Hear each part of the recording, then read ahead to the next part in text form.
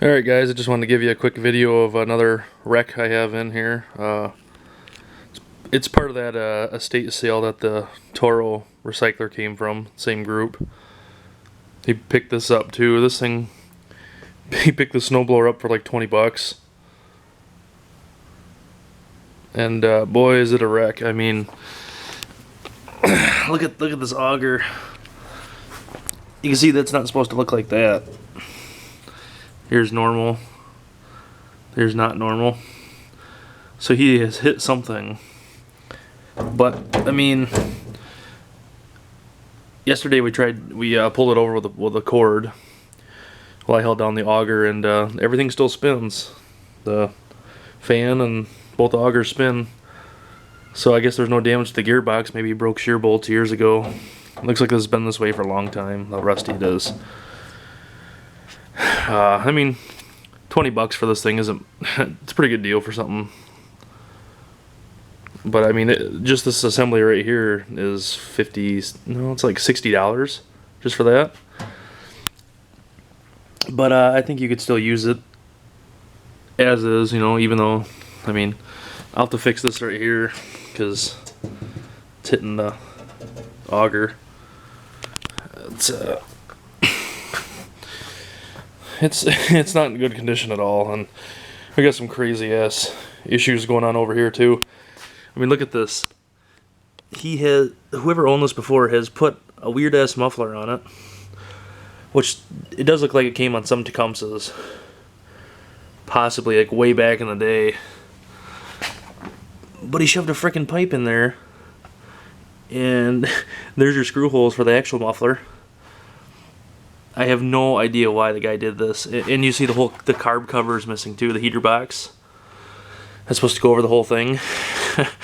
That's missing, so I have to order the heater box. And I mean,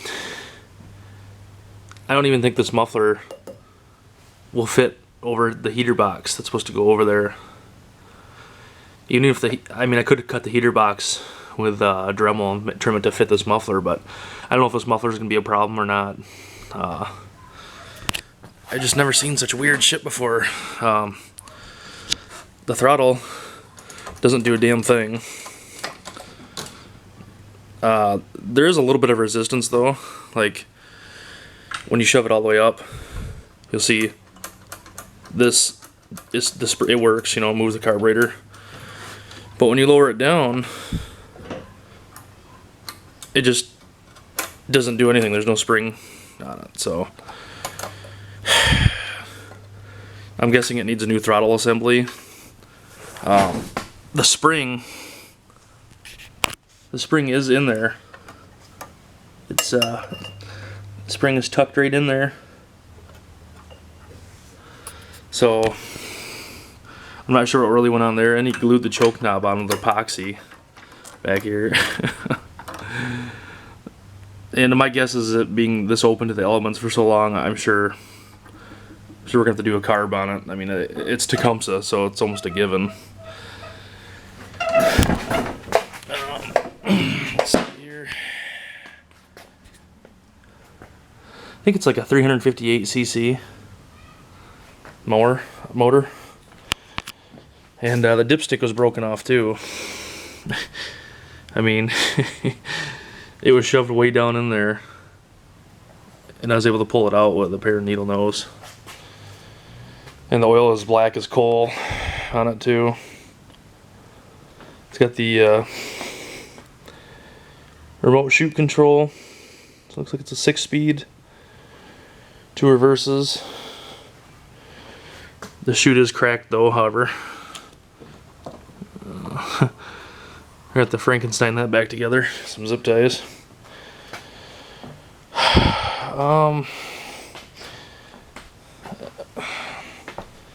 I guess the most that bothers me is the the whole situation we have going on over here, because this is a Frankenstein if I've ever seen.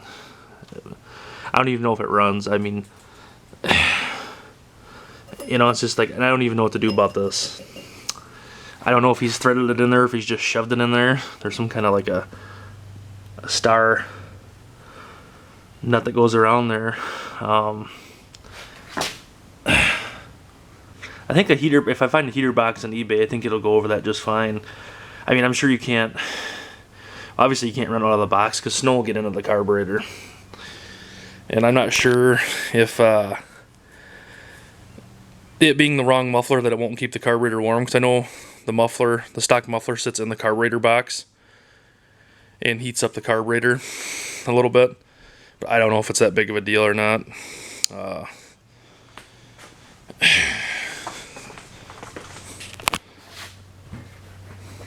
Had a flat tire too, filled it up with air earlier, but feels like it's getting soft already. We have to take it to a tire shop and have them put a tube in it, I guess.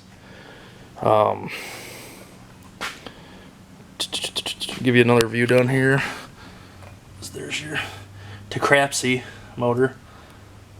And she's missing the whole belly pan too. That's another issue. The belly pan is missing. And the belly pan is what has the model and serial number. Without the model and serial number, you can't order parts. Because there's literally no other identification on this whole damn thing. They only put 2 stickers on there, on that one piece, and that's it. So if you lose that, you're shit out of luck. I guess I'm going to have to call MTD and see if they can help me decode this bitch, because at this point I have no idea what the model and serial number is. I mean, I'm assuming since it's, you know, it's made by MTD, that pretty much any generic 30-inch 10 horsepower MTD snowblower will exchange parts with this. I'm sure it'll fit. It shouldn't be an issue, but I gotta find somebody's snowblower that has the part numbers that I can use their part numbers. I mean, the model and serial number off their blower to get parts for mine. Engine parts aren't a problem because the Tecumseh still got its sticker on the engine, and I can find parts for the engine. But if the guy decides he wants to fix this, I'm gonna have to get the auger piece, and I have no freaking idea. You know what the part numbers are for that. So it's got no gas in it, and I'm assuming this cap is broken too. Maybe not. I thought there was supposed to be like some kind of vent in there, but maybe that's all right. I don't know. Looks like somebody's drilled it out at one time just for venting, so maybe we won't even mess with that. But it does have electric start. Electric start does work on it, by the way. Got it plugged in, I could show you. So it's got good compression too. You know, when it gives you a nice restriction on there. So she's got good compression. I mean, the oil is black as coal, so I don't know if the guy's done damage to the engine or not. I'm not gonna go doing anything to it until I can make sure it runs on its own. And the other issue, the fuel line is all shot. I mean, it is just stiff as could be. It's almost like it's not even rubber anymore. It's like it's hard plastic. And I know damn well if I go and I fill this tank up with gas, that it'll just start pissing out the lines. So I really can't test it out to see if it runs or not. What I thought about doing is just disconnecting the fuel line down here and running a separate fuel line up here to a funnel and just fill it up with gas. See if I can get it to run on its own. I can almost guarantee you that carburetor is going to need to be rebuilt or replaced. It really is a given. I'm assuming since the it goes back like that, the throttle, that the governor is okay, just based on the spring loaded, how good it comes back. But I mean, this part right here is $30 just for this throttle assembly. I mean, he's gonna have I'd say almost a good solid $150 in parts on this thing. The remote shoot control works. Yeah. This crank is really bent to shit though. I mean, you can see how bad that is. It still works though. It's just really bad. I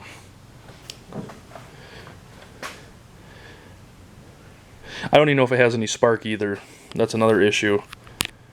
I guess we could find out. Why the hell not, you know? Let me grab a can of starter fluid here a minute.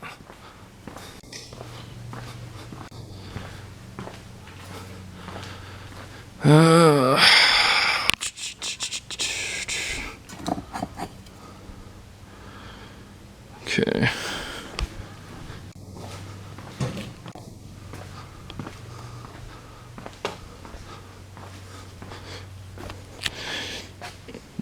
Definitely will be interesting to see if it does anything or not.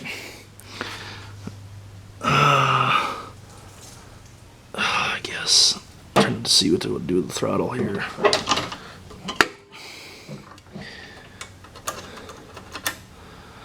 Okay.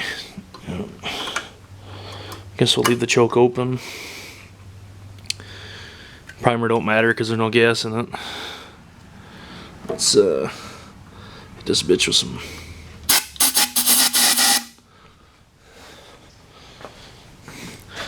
So if it starts, you guys will be the first to see it with me, because well,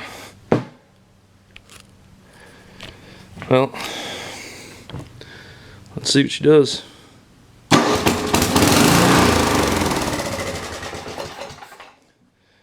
Well, that's a runner.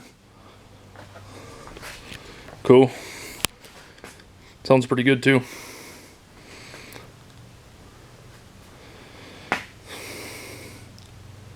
Alright, well, I'll leave you guys with that, and I guess if you got any recommendations as to how to deal with not having the model or serial number, what I can do to order parts for it, let me know. Thanks.